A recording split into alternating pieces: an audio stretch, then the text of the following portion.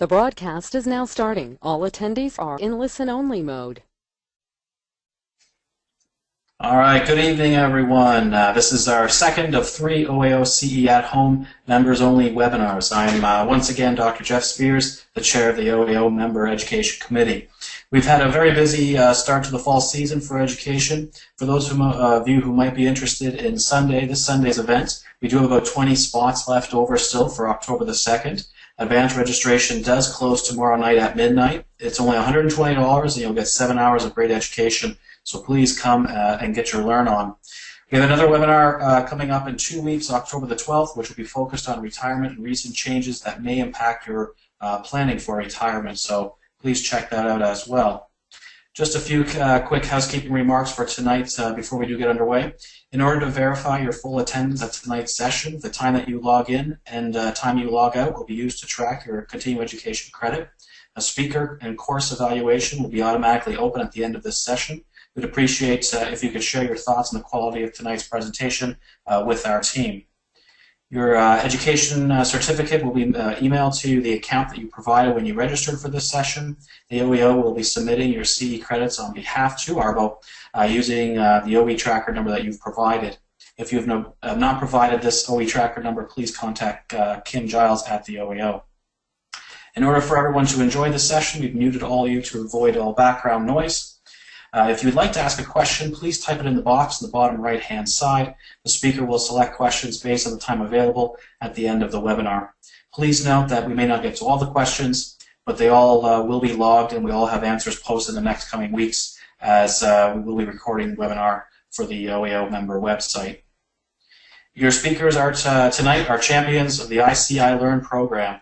Speaking first is Dr. Radhika Chawla. She's currently serving as one of your OAO Board of Directors and is also the chair of the Children's Vision Subcommittee.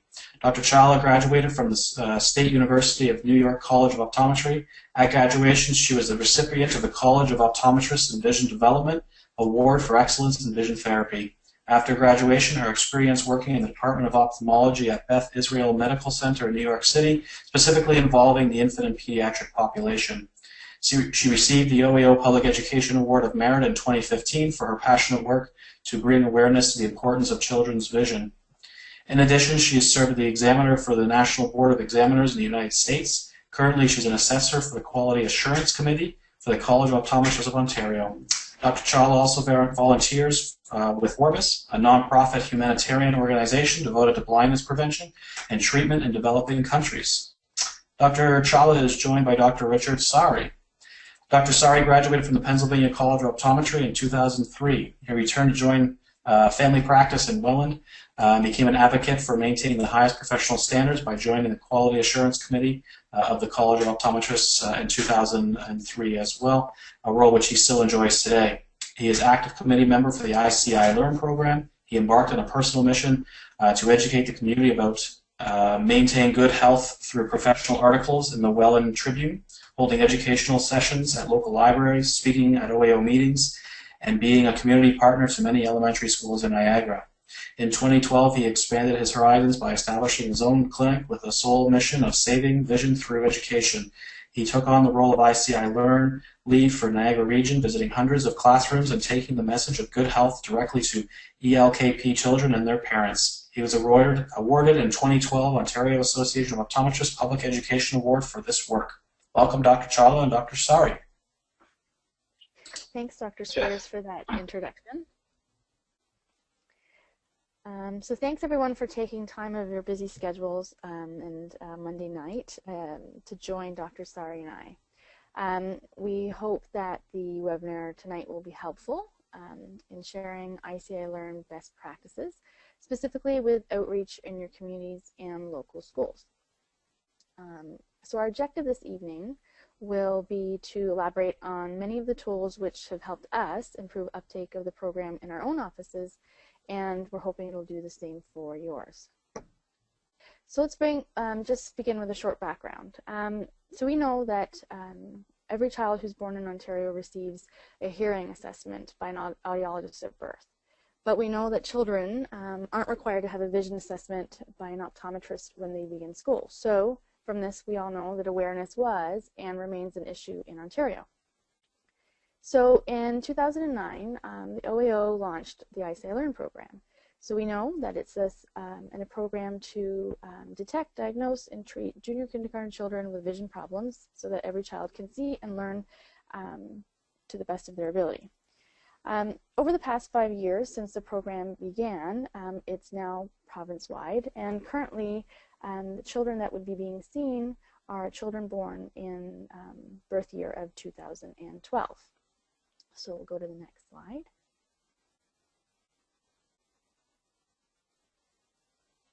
So let's just take a look at some of the numbers to date. So since the program began, we've seen just short of 54,000 children through the program. We've dispensed just about 10,000 glasses. And we're happy to say that we have 58% of our OAO members participating in the program. And these numbers wouldn't have been possible to achieve without everybody's hard work and participation, so we do thank you all. Next slide. So we'll start talking about community and stakeholder outreach to help grow ESEL Learn in your practices. So the first thing we'll do is we'll have our first poll question of the evening. So we'll go to the next slide. So the first question is, what form or forms of outreach has your office utilized?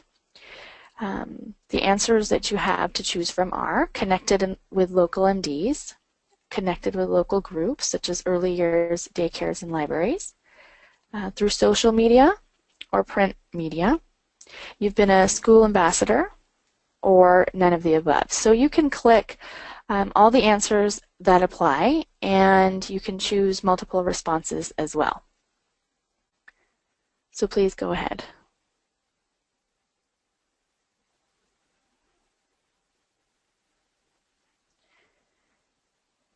And now we'll just wait for the poll to be completed. So as you can see here, the results. I would say now we've got the majority of us connecting with our local MDs and also using social media and print media, so that's excellent.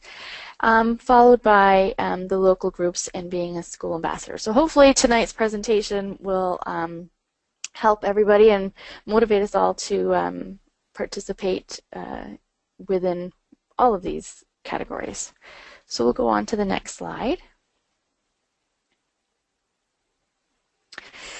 So community outreach. There are a variety of ways to outreach within your community. So I'll share a few that Dr. Sari and I have found effective.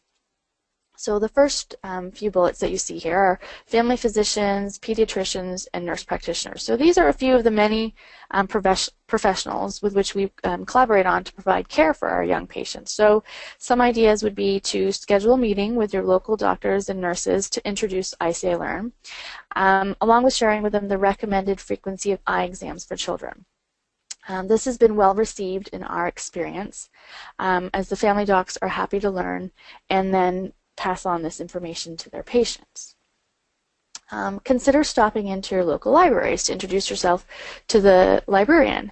You can always ask for permission to place the ESEL Learn brochures or posters or pamphlets, but you can also ask if there are any programs that they may have for parents and children that you can participate in, or even create a program that you can talk to the parents and children about children's vision, make it fun, and then also educational. Consider contacting your local welcome center. Newcomers to Ontario, of course, need to know the coverage allowed for children, along with the recommended frequency of eye exams, and where to go for this to get this care. You can contact your local early year centers, daycares, parenting or mommy groups to present on the importance of children's vision and ESEL Learn. Many of these centers, specifically early year centers, may actually have specific programs. I can speak to the ones in York Region. They have a program called Getting Ready for K. So through The spring and summer, they have weekly programs where parents come in and they educate parents on how to get their child ready for JK, and we can offer to have a presentation to the parents about children's vision.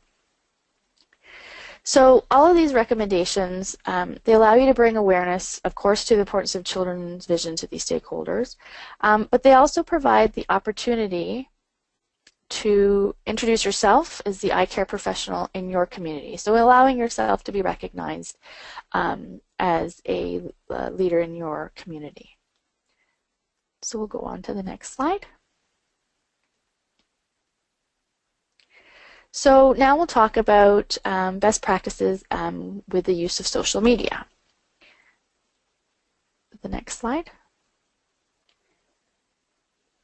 So our second question of the night as a poll is, has your practice promoted ICI Learn through social media?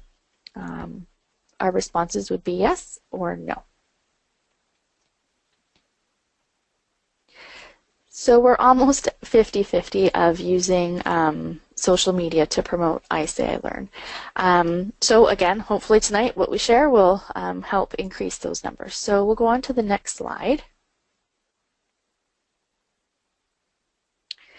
So we all know social media can be very effective in creating awareness and a buzz about a topic. So we encourage all ICI Learn participants to engage the program through Facebook, Twitter, on your own practice website, and if you have your own practice blogs, this is a great opportunity to have a topic to share. This will strengthen the awareness of not only the program, ICI Learn, to your communities, but it also helps to grow your connections and again make yourself known in your communities. We'll go on to the next slide.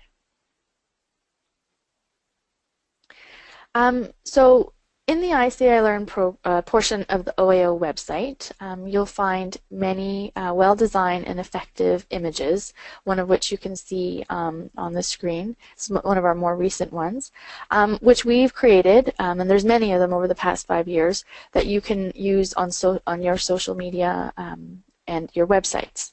So again, the one shown here is one of the more recent campaigns. The next slide. So the OAO has worked hard to create prepared content that makes engaging on social media as easy as can be. So again, you'll find all of these resources and more, which we're going to go through in the rest of the presentation, on the ICI Learn portion of the OAO website. Now they're organized with the images and the corresponding text for you to post on Facebook and Twitter. So literally all we have to do is cut and paste. And of course, you're welcome to tailor the message to suit your own practice. We'll go to the next slide. So next, we're just going to visit the important toolkits that our Children's Vision Committee has worked very hard over the last few years to prepare for you to use. The purpose of these toolkits is to give you all the steps and all the information you need to contact your local family health teams and healthcare stakeholders for becoming a school ambassador, which Dr. Sari will cover in detail, and a communications toolkit to connect with media in your area. So we'll go to the next slide. So let's first start with the Family Health Team Healthcare Stakeholder Toolkit. We can maybe link to the OAO website so we can show the toolkit online. So as we bring that up, this toolkit provides a step-by-step guideline for connecting, there we go, for connecting with and increasing referrals with your local family health team or other local healthcare stakeholders. So in addition to a meeting discussion guide, which guides you through exactly how to carry these meetings, we will have the PowerPoint presentation, which you can present at these meetings. And so it's already all been prepared for you. So we can go back. The Ambassador Program Toolkit will be what Dr. Sari will be going through in detail. So we can skip that one, and we'll go on to the Communications Toolkit. So this is another toolkit that your Children's Vision Committee worked hard to create. So the purpose of this toolkit is to give you the materials you would need to assist, so it assists our members in public promotion. So it details the steps for reaching out to the public. You'll find ICI Learn images and brand materials, along with the appropriate way in which to use these materials. So we're following all rules. So to help outreach with media, you'll find many MAT stories. So these are already prepared for you. There's an audio news release, so if you're contacting your local radio stations. And also news releases for print media, so newspapers, magazines in your area, and pitch templates. So actually to prepare you to contact the media in your area. So all of these will guide you to be effective with radio stations, TV, and print media. There are also a few helpful media training videos that will prepare you for your interview. I know I myself have watched all of these videos, which I felt helped prepare me for a few of the interviews, as it can be nerve-wracking. We'll go on to the next slide, which is the ICI Learn resources. Now, in addition to the toolkits on the ICI Learn section of the OAO website, so Kim, we'll go on to the next slide. Excuse me.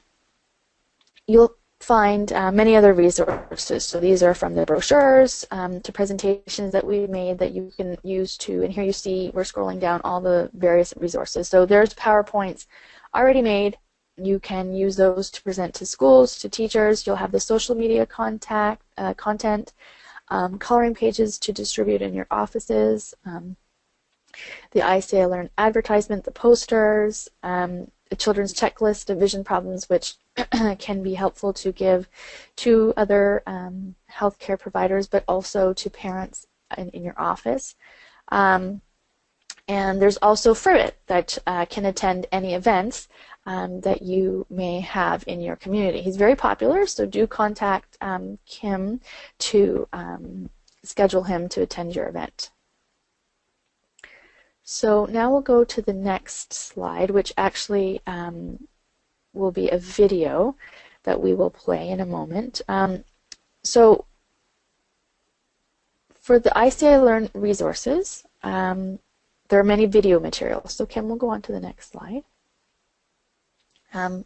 For you to use in your office, on your website, or even in your community. So these would include our PSA from last year, our recent automated infographic.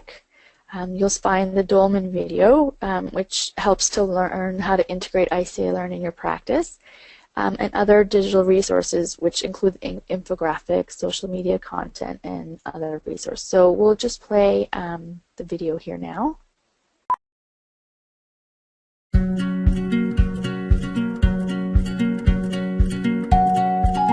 Did you know that 80% of learning is visual? And that in Canada, 1 in 4 school-aged children has a vision problem? Is yours one of them? Oftentimes, these manifest in difficulties with literacy, significant enough to impair a child's ability to learn. And yet, a majority of parents incorrectly believe they would know if their child had a vision issue. Even with the prevalence of vision problems, fewer than 14% of kids under the age of 6 have ever had a full eye exam. But there is hope. Following an eye exam, ICI Learn provides junior kindergarteners in Ontario with glasses, compliments of OG Eyewear and Nikon Lenswear Canada. And eye exams for all children under 20 are fully covered by OHIP. Book an appointment with the local participating optometrist today to ensure your child starts school on the right foot. So the next slide would be our event form. So Kim, we can go to the next slide. So for community events that you may participate in your community, we do ask that you complete this event form. It allows the OAO to keep track of members' outreach in their communities, which allows us to report back on ESEL Learn activities to the government and to the board. We'll go to the next slide.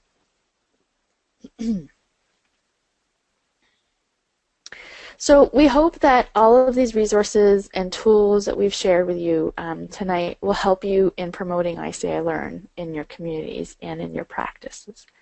Bringing awareness to the importance of children's vision in Ontario through all of our efforts of outreach will allow us to be recognized as the primary eye care providers of children's vision. So I will now hand it over to Dr. Sari. Thank you. So I'm going to go a little bit off of what I have here, but I just want to cover a couple of things first, just from what I've seen so far. So all of the materials that Radhika was showing there, especially some of the print materials, you can actually get a hold of some of those at your local lead.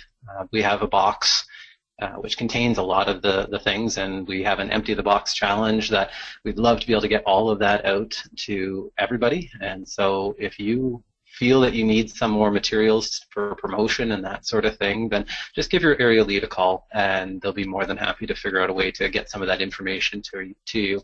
I've handed out quite a bit of it to various public health groups and that sort of thing in Niagara, and they just thank you for it. Any chance they get to promote a program like this, they're always happy to do it. All right, what else did I see? Yeah. So we were, with the first poll that we did, where there was 20% of people, it looked like, that were part of the ambassador program. I'm hoping that we can get a lot more than that, because really ESEL Learn is a grassroots sort of program, and the more that we can actually own the program ourselves, obviously the better we can do with it. Obviously we don't need everybody to be an ambassador all the time, but hopefully we can get every school covered, because that direct sort of advertising works very, very well from what I've seen. So we'll start here first. So you can see from some of the pictures that I have there, schools are always happy to have you come in. There's Fribbit there, who I've taken with me to pretty much every class that I visited, and the kids always love it. I don't think plushies are available anymore. They were one of those early sort of things, but even if you take a regular frog in, the kids are always happy to see that sort of thing. So if we can just go to the next slide here. And so this is my first poll question. So is your office a school ambassador? And that can mean, hopefully, that you have adopted a school, or you've gone into a school, or you've promoted it by talking to the principal or the kindergarten teachers. Hopefully you've talked to your local lead so that they can give you a school, so that we're not double dutying things, or at least you guys can be working together and that sort of thing. But it's something we definitely want to know what's going on, not just having everybody inundating the schools with all this information. Ooh, that one's not so good. But hey, 17% this time, 20% the first time we asked the question. So hopefully we can find a way to get that 83% up to maybe 50-50, because that would be really good. I know that usually one of the reasons people don't do it is either they didn't realize they could, or the schools maybe in their area aren't so happy to do that sort of thing, or it's just a time factor. So these are all things that hopefully we'll be able to cover in the next couple of slides. Next slide, please. So why should you become a school ambassador? Well, there's really three big parts always. Public service, really that's what our profession is all about. We're here to serve the public good, and in this case, taking care of children is a huge factor in that. And so just taking a little bit of time out of our day to try to educate the public. Obviously, it's easy to educate from our chair. It's a little harder when we actually have to go out and find people that actually want to hear about the information. Everybody wants to hear about kids and how to improve their vision. Professional growth. This is a big one. Like for somebody that starts starts their own practice, or if you're growing a practice, or if you're an associate in a practice and you want to be able to grow that practice a little bit more, ICI Learn works very, very well in doing that. I know a lot of docs probably would say, well, you're bringing in OHIP paying patients. Well, that's true. But you're also bringing in their brothers, their sisters. Yeah, those are probably OHIP paying patients as well. But you're also bringing in their parents, their grandparents. It really becomes a very big growth potential. I can say that from my own personal experience in growing my own practice, which I opened a couple of years ago now. And the 4 to 8 year old group in my practice right now makes up almost 10% of my practice. And so that's constantly growing, and it's an easy spot to want to grow. The other way is enjoyment. Honestly, if you don't like kids and kids are not part of your practice, then this is probably not something that you want to be doing. It's nice to sit back and help where you can, but if you really enjoy spending time with kids and you love having a little bit of a laugh with them, then the school ambassador is a great way. I go into the kindergarten classrooms and it's fun for 40 minutes. It's my one day of the week to relax a little bit. All right, if we can go on to the next one here. So school visits, I've broken this down into 4 different ways. The first is the making the connection, which is always the question that I get about how do I actually get into this. I send emails, I call, I do those sort of things. How do I actually get in? And then we'll talk about preparing for the visit itself, which is actually a huge component because you want to be well prepared for that. The actual visit itself, which is probably the most fun of the whole program, and the after the final. It's not quite the final rose, but it's definitely the last question from the kids, and there will be tons of them. But that final thing that you do is really what can make this well worthwhile and grow your practice all at the same time. So we can just go to the next page, next slide. So simple ways that we can do it. We want to obviously adopt a school, and that's basically what the ambassador program is all about. And so if you were to step outside your office and find the closest school to your office, that's the one that you want to start with. And by contacting your regional lead or by contacting Kim, they can tell you what schools in your area have been adopted and that sort of thing. And if there happens to be more than one person who wants to adopt a certain school, it's just a matter of getting together and figuring out how it works. Because joint adoptions work because sometimes we can't all get to every single class that wants it. And so if we work together as a team, that is really going to be a big thing. And that team approach is very important in ICI Learn from my perspective, because getting into schools is important. And from a school perspective, most of the time they don't want us directly promoting our own practice. Like obviously that's permitted in certain boards, but if you're promoting the program itself as a whole and promoting the betterment of optometry in general, you'll find you'll get much more responses from the schools and that sort of thing.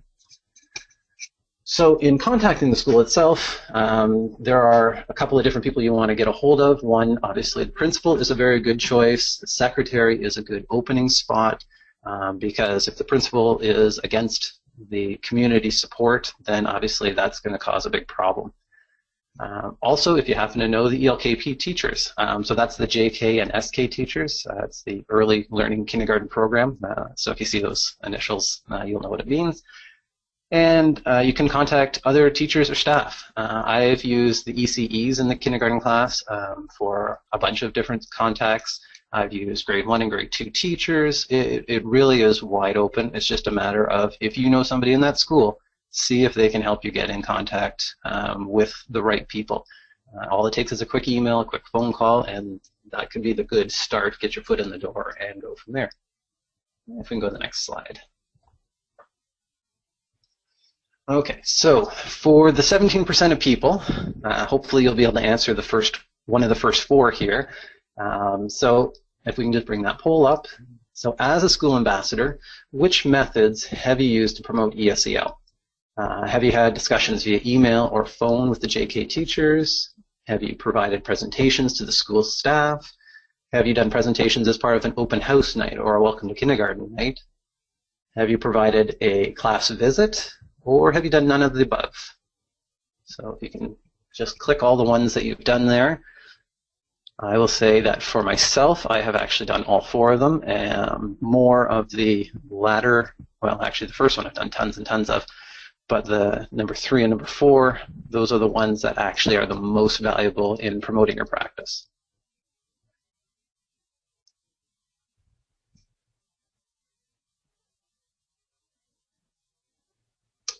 All right.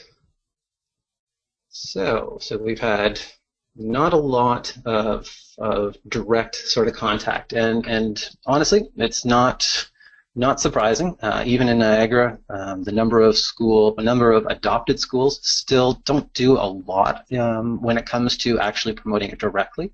But definitely the provided class visit and the presentation, those are the ones that, if you have the time, they are well worthwhile. Okay, if we can go to the next slide then.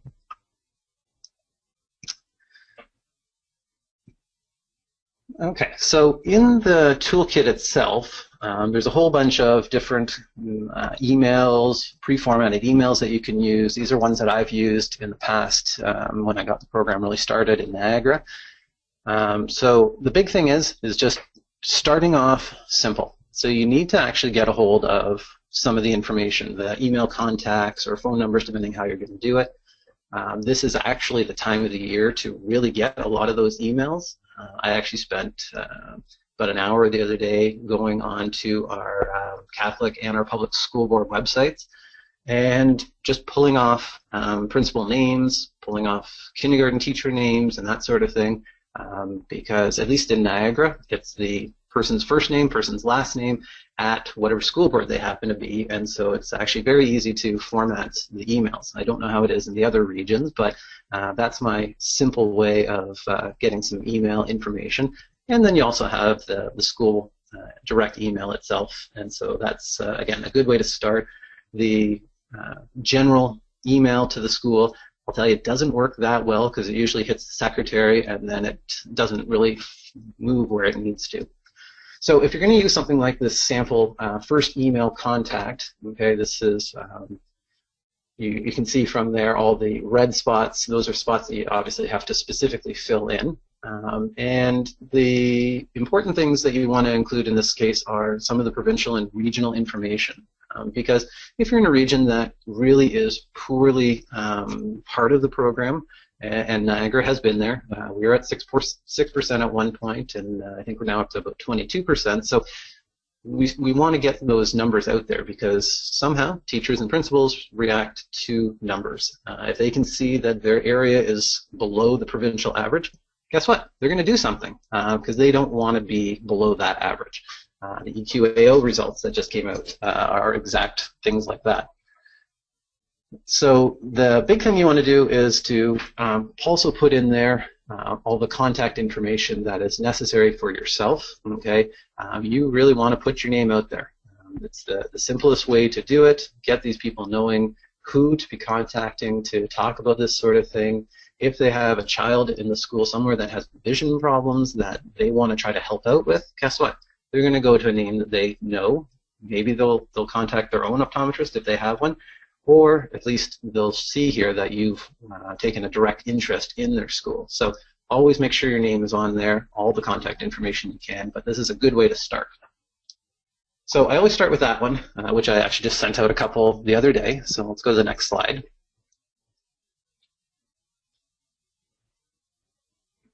And then from those ones, hopefully you get some responses. At which you can take full advantage of. But then I usually follow up a little bit later with a 1 to 2 week email just to say, just wanted to remind you, this is what's out there. These are things that I can do for you.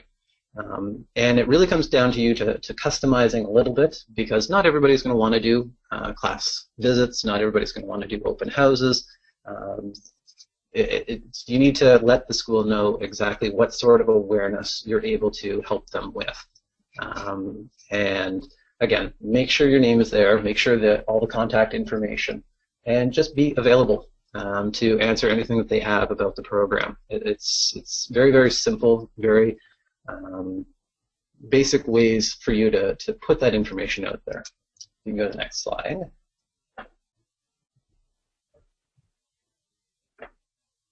And then the third email that I send out. Okay, so this one usually goes out in the second or third week of October. And so this one is more directed for somebody wanting to do school visits themselves, which, as I said, is probably the best possible way that you can do it. You'll see from a little bit later I have an information form that goes home, and so this is really where you can get your name out in the community. Parents will know, they'll talk about it, and these are the valuable ones to be looking at. So again, you're just reiterating your commitment to the school and to children's vision, and as you can see there from the ministry information, members of community are a huge component of the ELKP program, and so this provides a way for you to remind them that you're one of those school community members, and you're there to actually help their kids. And if you can, ideally, this one you really want to send to the kindergarten teachers directly. The principal is a good spot, but if you can get to the teachers directly, then they are much more likely to be compliant and wanting to do something like this. But at least it gives you a point to start with, and if the time that you put in isn't quite the one that works for them, then hopefully they'll email you back and be able to improve upon that. So next slide, please. So now that you've got some email contact, okay, of course going in and visiting the school is also a very good way, much more straightforward. I've done this a couple of times with schools where the principal is a little bit more hesitant to taking the program on, or not really understanding what the program is about, but not wanting to ask the questions about it. So you can go in, you can talk directly to the principal if that's a possibility, schedule a time to sit down with them and discuss the program, the benefits, and what you're able to do. You can leave an education kit.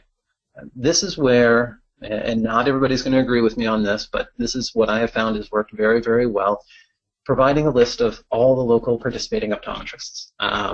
It's harder to do, obviously, in larger communities. So if you're in Toronto, yeah, this is going to be a lot harder to provide a list that has everybody's name on it. But if you can provide something that has maybe the number of docs in 5 kilometers around the school, say these are the docs in this area that are willing to participate, at least then again, you're not promoting yourself directly, but you're promoting the program as a whole, and they're much more likely to want to take on that. You can also give them the teacher rack cards, like the one that you see there. That at least gives them a little bit of information. It'll link them to the website, and so they can try to collect more information. And again, most important, do put your business card. Okay, you don't have to give them 50 business cards, but just a business card so they know where the information is coming from, who to really contact, and go from there. Again, it's just a matter of getting your name in there, seeing what they want to do, and hopefully they will take you up on it. All right, and if we can go to the next slide. All right, this is the one question I think is probably the most important. Do this poll. So, as a school ambassador, okay, why haven't you done class visits? So, you can, even if you're not a school ambassador, you can check off, I haven't done a class visit, that's fine. So, the big ones, of course, not being invited, you don't like public speaking, it's too time-consuming, or you just don't really know where to begin. So, if you can make your choices on those, and hopefully we'll be able to alleviate some of those. I'll tell you, listening to me, the public speaking part is probably not going to improve that much, but hopefully you can find a way that you can get around that if that is the main reason.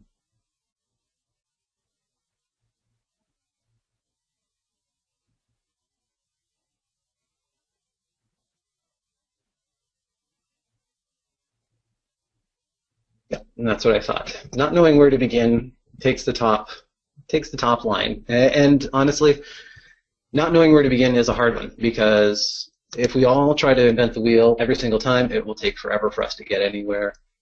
Time consuming obviously is number 2, and honestly, you don't have to adopt every single school. When you're talking time, visits for me, when I go, you're talking 20 minutes per class. And so every Wednesday, and literally every Wednesday, I'm in a class visiting, or in a school visiting classes. So time is an issue, as absolutely part of that. But if you even adopt 1 or 2 schools, you're talking like 2 hours of your time in a whole year. I'm not sure how valuable the time is versus investment, but definitely I think 2 hours is a good way to do it. Public speaking, yeah, as I said, that one I really can't help you with. Either you like speaking or you don't like speaking, but I'll tell you, kids don't care. You could go in there, you could be the worst speaker ever. You're really talking to the kids themselves, and that's as I said, they don't care. All right, let's go to the next slide.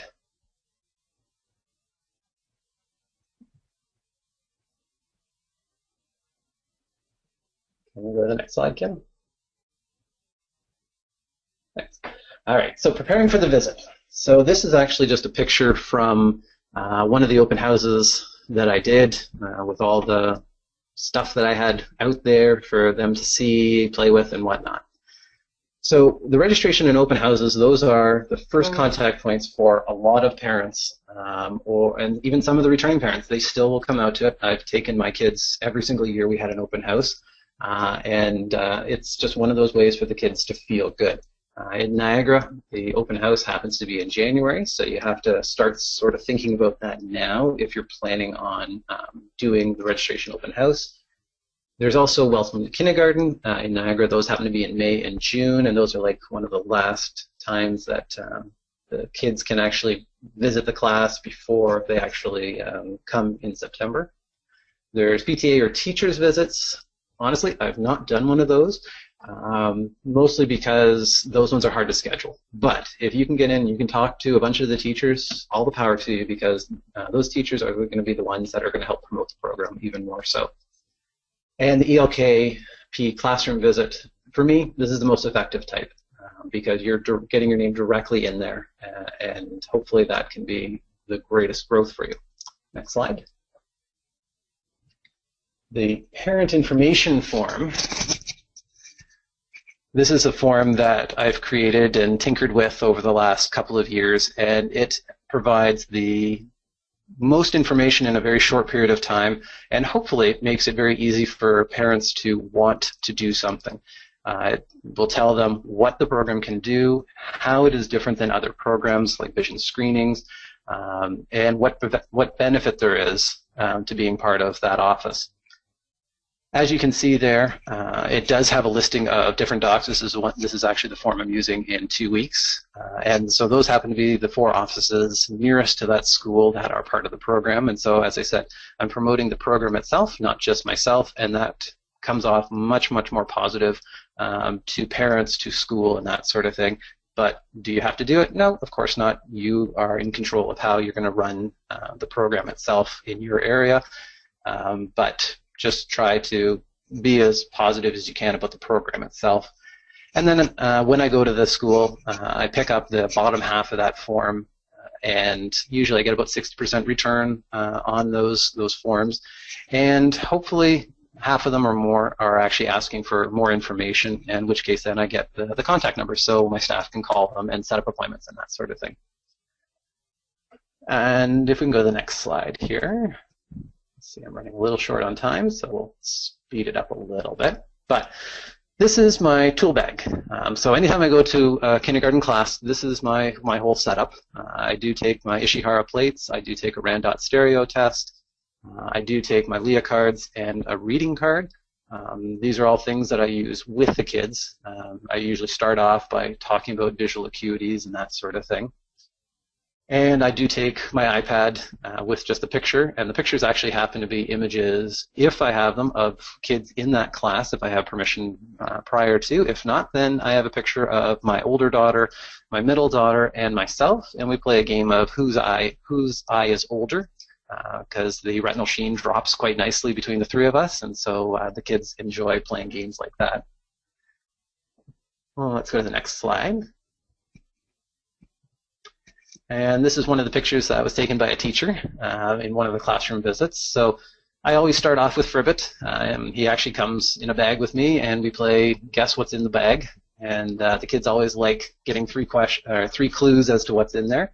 And it just makes it fun for them. And again, you're just trying to be light and relaxing.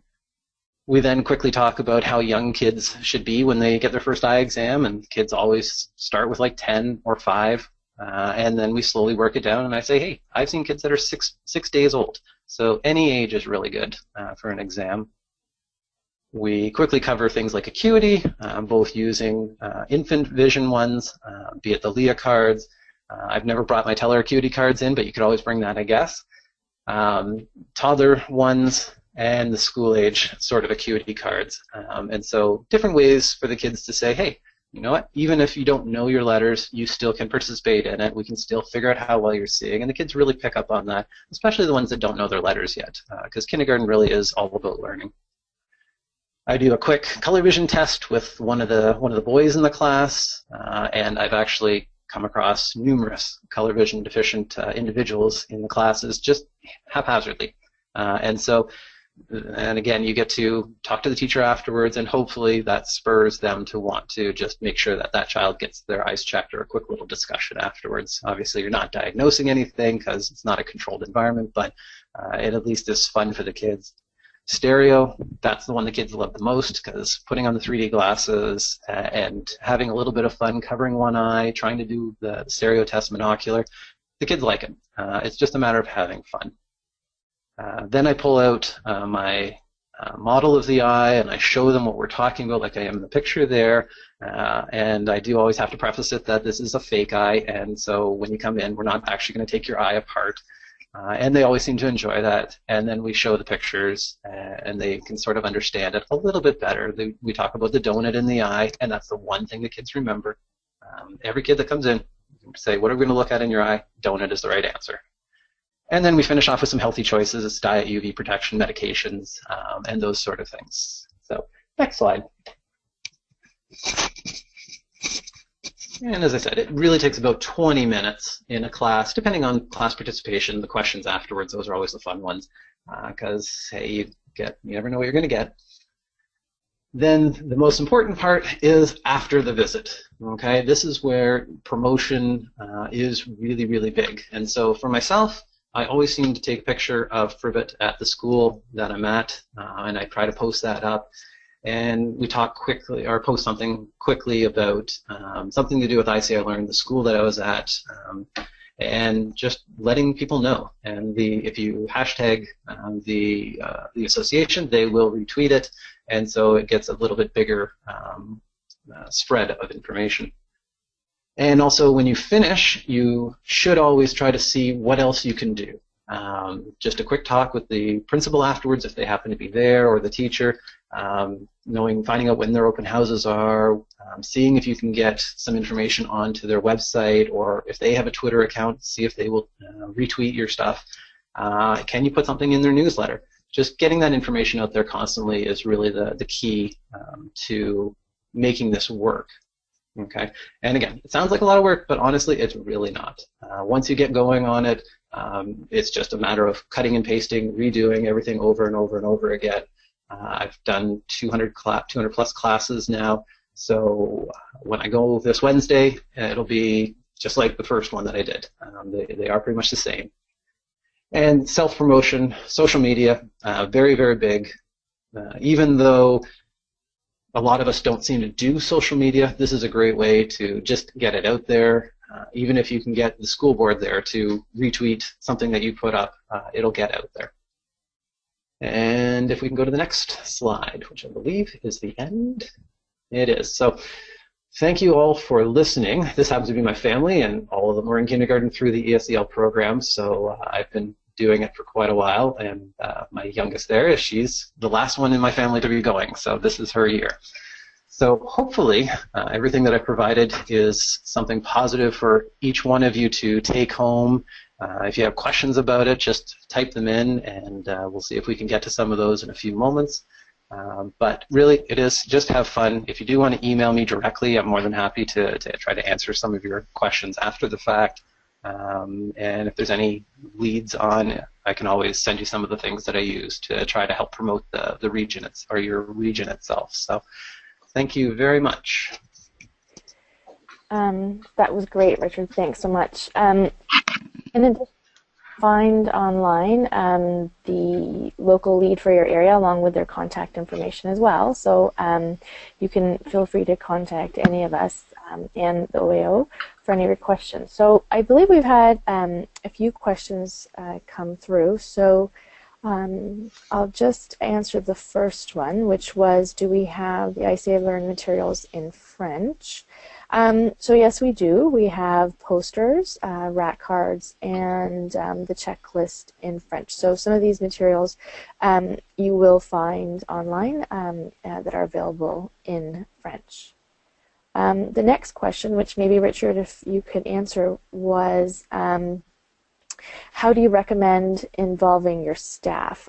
Before I hand it over, I'll just remind us all that we do have that Dolman video that of Dr. Dolman's practice, which does give a lot of helpful information as well. But I'll just pass it over to you, Richard. Yep. To get my staff involved, that one's been pretty easy, actually. For the most part, they're the ones that are just taking the appointments. So as soon as they have an appointment that has a birth date of 2012, they automatically will flag that in our EMR and make sure that I'm aware of that when it comes in. But obviously, hopefully, we all look at the date of birth of our kids that come in. And I personally actually just hand off all of the reporting and everything to them to do after the appointment. Obviously, we're going to be talking about it in the exam. It is at least a few seconds that I'll be talking about it, but afterwards, I leave it to my staff to do all the reporting for me, which makes it very, very simple and straightforward. And they know where the OGI frames are. We used to just have them in a separate spot, not something we really promoted, but I've been pretty happy with some of the choices that have been coming out of OGI, and so they now actually have a spot on the board, so it makes it even easier for my staff to know exactly where to go and to get everything taken care of that way. Okay, great. Thanks. I believe that those were the only questions we received. Again, if you have any other questions, please do feel free to email the OAO for those.